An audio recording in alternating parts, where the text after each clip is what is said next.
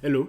So many of my TikTok followers did ask for me to make this video to actually explain about solar, to explain what solar is, to explain what type of solar one need for a household, to explain the dangers of solar, to explain how it works and what you can use it for. So this video will be about what solar can do for you as an individual, as a homeowner, as someone who want to venture out into solar due to electric problems, load shedding, whatsoever. So firstly, what is solar? So in simple terms, solar is harvesting the energy of the sun.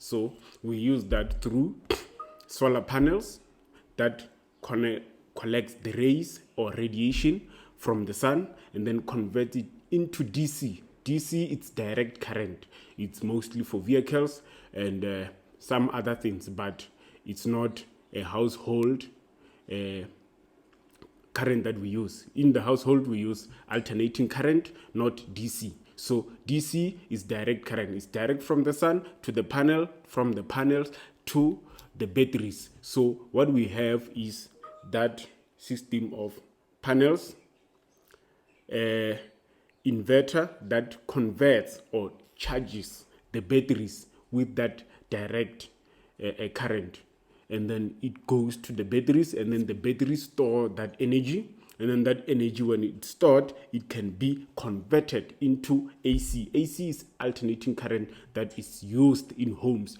All appliances at home uses AC. So AC, it's about 220 volts, and then batteries of direct currents, we have the 12 volts one, we have 24 volts, we have 48 volts that can go into batteries. So that's the definition of solar and how it works. Okay, who uses solar and who cannot use solar? Number one, everyone can use solar. Residents, private, farms, government, business, they have solar systems. So what are those solar systems that business have? Most businesses have 48 volt systems, and residentials, some have 48, some have 24 volts. And for campers or small cars, they can have a 12 volt system that just charges appliances, as in lights and chargers, just to be camping in the woods, something like that, nothing big. So when you want to buy solar, what must you buy? So I urge everyone to buy a 48 volt solar system because of its benefits. So number one, when you buy, or some businessman sell you a solar system, he will tell you about the 24 and the 48 volts. Like you and me, you don't know what that means, but you hear that he says 24 volts is cheaper than 48 volt, which most people say, but the problem is it's cheaper, but it's not cheap. So cheap, they mean maybe it's a 1,000 less or 2,000 less than a 48 volts. The problem is, what will you use a 24 volt for? Number one, a 24 volt system, you can't plug a hot plate on it and then cook. Hot plate is just 2 plates of electric stove and cook on it. You can't. It will overcharge the system because most 24 volts, they go around 1,000, 2,000 watts, 3,000 watts. So those stoves have a surge. A surge is there, it's an extra boost.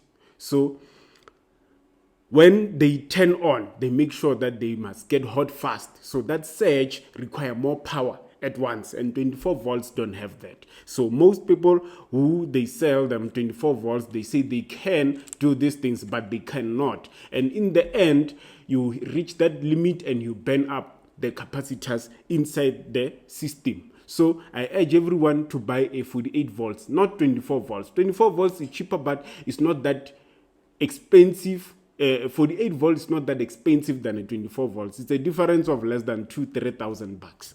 So 48 volts, And also 24 volts, you cannot upgrade it. If you bought a 24 volts and you want to make it a 48, there is nothing you can do. You just have to sell that 24 volt system to someone and buy a new 48 volts. So it's not upgradable. You can't do anything. If you bought a 24 volts, that means whoever sold it to you, beg him to take it back and give you a 48 and then charge you an extra and then give you some money back for that 24 volts, which you didn't understand at first. So number 2, we have a 48 volt. What is a 48 volt? A 48 volt means that we have more voltage than the 24. It's bigger. It have more power. So 48 volts, good things about it. Number 1, it have a bigger inverter which start at 5 kilowatts. 5 kilowatts, 6, 7, 8, 9, up to 16 kilowatts. Which means if your 5 kilowatts doesn't give you enough power in the house, you can go and buy a 10 kilowatts and you don't have to change the batteries. The batteries are still 48. They still work with that 10 kilowatts. You can buy 16. You don't have to change the batteries. You can still use those batteries that you have because they are 48 volts. And also the batteries, you can buy more and stack them together and then make a bigger bank, which means you have more power for more days. Even if it rains, even if there's no enough sunlight, you have more time to consume those batteries. And the more batteries you have, the more life they have. Most of the lithium ion batteries, they have a 15-year life warranty, which means if you add 2, that means 15 times 2, 30 years. Times 3, times 4, times 4, they give you a longer, which means you can have almost around about 100 years of battery life when you stack them together. And they are compatible. And then I suggest that you buy the 48 volts. So, and another reason for the 48 volts is that the 48 volts have, most of them, the quality ones, they have a charger, a DC charger called MPPPT. So that's the maximum power output. Those type of chargers, they come with them pre-installed in the system. So MPPT is different from PWM. So we have some inverters that have a PWM. PWM, I forgot the definition, I'll just put it on the screen. But PWM doesn't charge much and it has a limit of amperages. So now MPPT can charge almost up to 5,000 volts plus. You can have a lot of solar panels for a 48 volts. You can have a lot. And then for 24 volts, it gives you a limit. You can have maybe 3, maybe 4 max if you are using a separate charger. But it doesn't require much to charge it, and it takes time. So that's the difference of the voltage of the solar systems that we have, which is the 12, the 24, and the 48, which I recommend, and it can do a lot. So as I did explain, with the 48 volts, you can plug water, a kettle. A kettle, it's about 2,000 to 3,000 surge of electricity at once. So if you have a 5,000 or a 5 kilowatt, you can plug a kettle and then it will turn on and then nothing will happen. You will hear the fans pushing harder, but it will eventually goes down and then relax and then nothing will happen. You won't burn the system, you won't burn anything. You can, when the sun is full and the batteries are full, you can cook with your hot plate, you can cook with your stove in the house, electric stove, you can cook with it, you can do laundry, you can charge whatever you want to charge in the house. Laptops, TV, you can put them 24/7.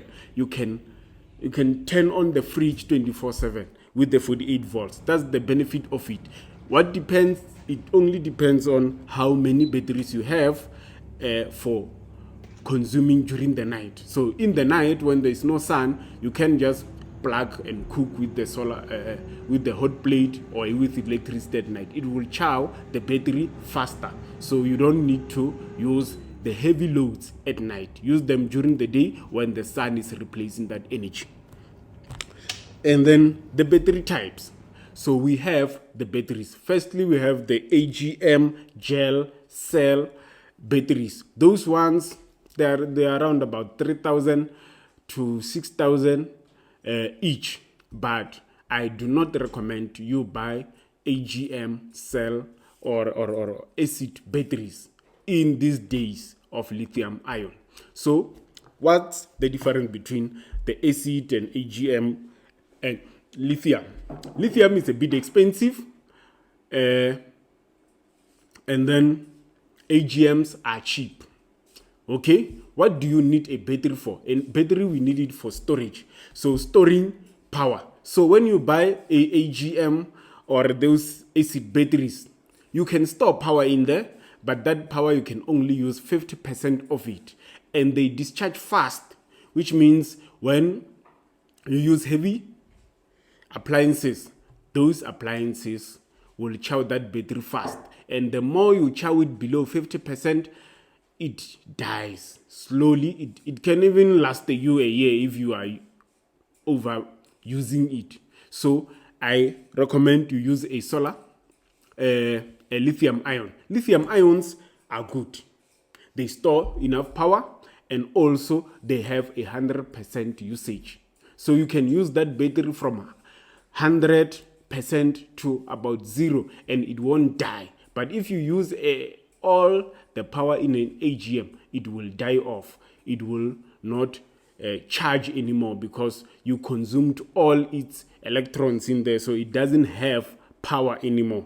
So I suggest you buy, just save a little bit of money, buy one pack of battery a year, like I do. I buy one 5 kilowatt battery a year, and then I add the battery bank. So that way it saves me money and it saves me time. That means I have enough power storage in the house. Okay, so let's talk about solar panels. So we live in South Africa. Here we know it's tropical and we have a lot of sun. We only have two months of winter, at least 2 months of winter. So we have enough sun. So we do not need hundreds or 50, 24 solar panels on top of our roofs. If you have a 48-volt system like me, 4 panels are enough, because the sun, we have it 24/7. We have a good sun, and then that can charge your batteries very well. So when you go around and you see business places, they have a lot of panels. Just know that they do not use one inverter. They have multiple inverters connected in series. So all those panels are sharing those inverters. It's not like one system, and whatever they manufacture in there require more power. So as a household, you can have 4, which will give you enough surge to start charging the 48 volts, because they require around about 100 amps to start charging. And then going up, you can have even less than 24. It's still reasonable. It's still good, depending on how much power you use in the house. So I just suggest that don't go overkill with the solar panels. We have a good sun. What is important when you install the solar panels is that know the direction of the sun. Know which side the sun rotates, so that the guy who installs the panels for you can put them at the right side. Because most people, they just install. They think when they just put the panels on top of the roof, they will charge. And they find that they put the panels the opposite direction or rotation of the sun. So I urge you, as a customer or someone who's buying solar from an installer, to actually explain to them, my sun passes this side in the north side of your house, or the south, or the east, or the west. You have to explain to them so that they know which side they do install, so that you get maximum sun and maximum charge each and every time. So the inverters, there are a lot of inverters. But firstly, I want you to be careful when you buy an inverter. Do not buy rebranded inverters. Rebranded inverters, I mean inverters that looks the same, but they have names and South African names. Some you can call them. They are a lot of rebrands inverters, and those rebrand inverters, most of them, they have a PWM charger. So PWM doesn't charge enough, doesn't give you a maximum output of solar. So I urge you to buy the ones with good brands. I have a list of recommendation, which will be Lux Power, Growatt, SunSync, Dynas, Synap, Kodak. Those ones are good inverters. They are almost the same prices. The one that is more costly, I think it's the SunSync, but Lux Power is reasonable. Growatt, Synapse, Dye, they are all reasonable. Those are good brands that will last you for longer, and they do have a MPPT charge. So if you buy rebrands, you are on your own. Rebrands, no one, you can't blame anyone. They don't have a certificate to issue those things. Someone just buy them from China as a pack and then comes here and print them and put whatever name he wants. You can put Rocha's inverter in there, and then when it bent your house, I don't have the resources, or I don't have liability to say you can sue me. So I am not a company. I just rebranded something. I'm a middleman. I bought something and sold it to someone without even checking. I didn't even do any lab or any thorough investigation of the product before I sold it. So I urge you to not buy rebrands. Rebrands are dangerous because we don't know where they come from, who made them, and with what materials. Lastly, cables. So here we are talking about danger and fire. So many people, I see them when they do solar system, they just use cables because cables are copper, and they say, it will work. Energy or current can pass through wire. So we have a problem right there. That's why you hear that people saying, hey, it will burn the house. Yes, it will burn the house. Firstly, what kind of cables do we use when we connect the inverter to the batteries? Most cables that you can see, I think, are this kind, are thick cables. As you can see here, this cable is thick, it's big. It's like my small finger here. So these cables are called AUX cables. So you got 4, 3, 2, 1, depending. All I'm saying is that get a thick cable like this. These are thick cables. Don't get someone to come and connect your solar system with these house cables. This is wrong. This will bend the house. 48 volts means 48 voltages that runs through this cable. And this cable get hot sometimes. When you plug in a hot plate, or when you plug in something heavy, this pushes more voltages. And then those voltages need enough surface in these cables, these copper cables, to travel in. So if you use something this small, they will get hot, they will get warm, get hot, and then spark. And then this insulation will melt. So I urge you, when whoever is connecting solar system for you, take a day off, my man, and look what they are using. These are house cables. These run 16 amps. This can run about 100 plus amps of current on it. So these are no at solar, because they get hot and they will burn your house. And whoever installed for you is not liable. You are liable for your own house. You are paying the bond. So make sure that you use the correct cables.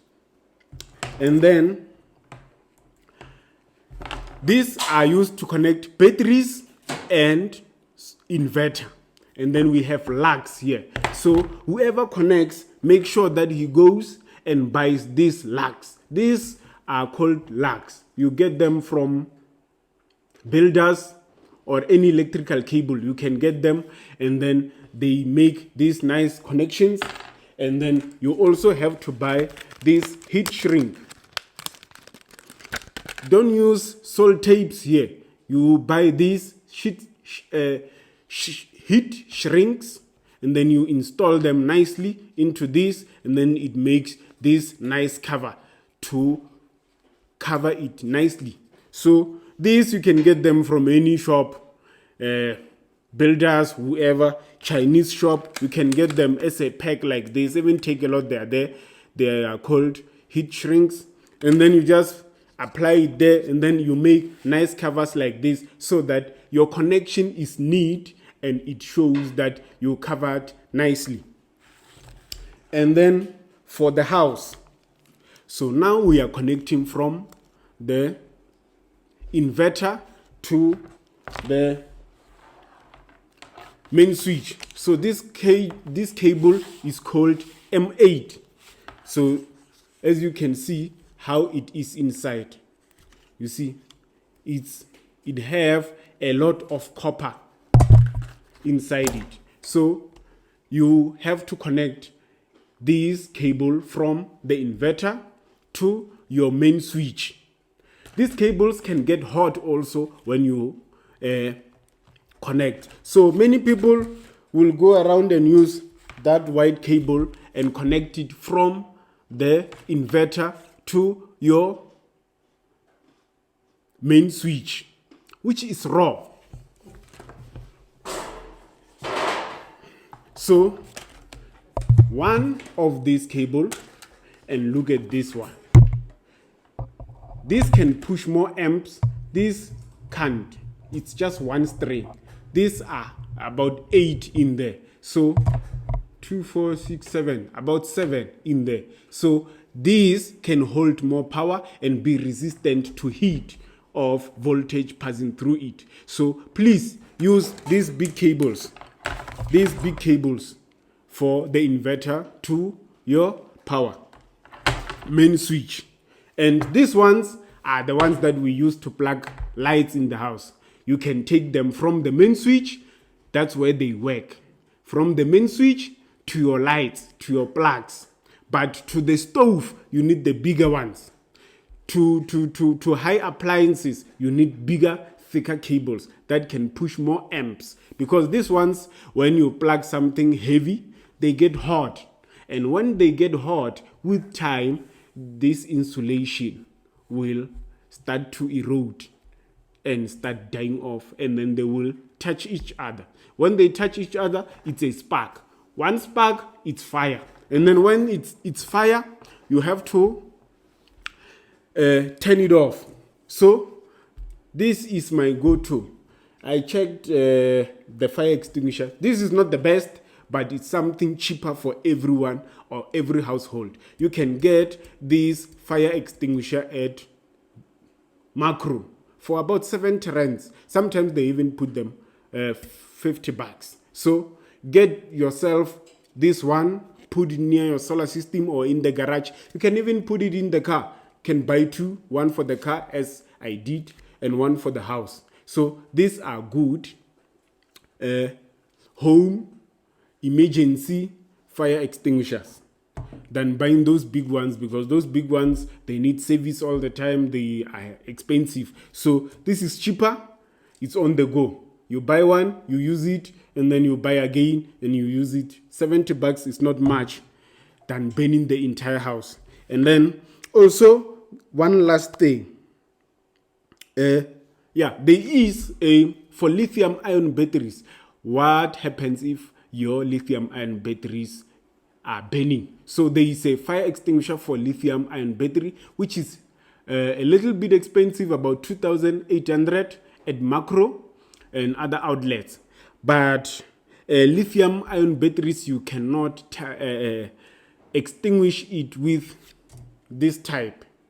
You cannot extinguish with a carbon or DCP or any other type of fire extinguisher. So you need the specific ones. And also lithium, you can only, and the other alternative is water. So when you use lithium ion batteries and it burn or it start a fire, plug a hose or take a hose from outside and pour water on it. A lot of water. It requires a lot of water to stop burning. So if you don't have that fire extinguisher, water is your number one go place. So everyone who is new to this channel, I just wanted to lay out the information because I had a lot of people complaining on the TikTok that people are ripping them off. They've bought solar, but that solar can't do anything that I am doing in my house. So this is just an explanation of what solar can do and what cannot do, and what system you need for a household. I don't want you to get ripped or to be charged an insane amount of money for something that doesn't work. And you ask yourself, this guy is telling us lies because my sister has a solar system and it doesn't do these things. So this is just an explanation of what solar can do for you and which system you need as a brother and sister watching this video. Thank you.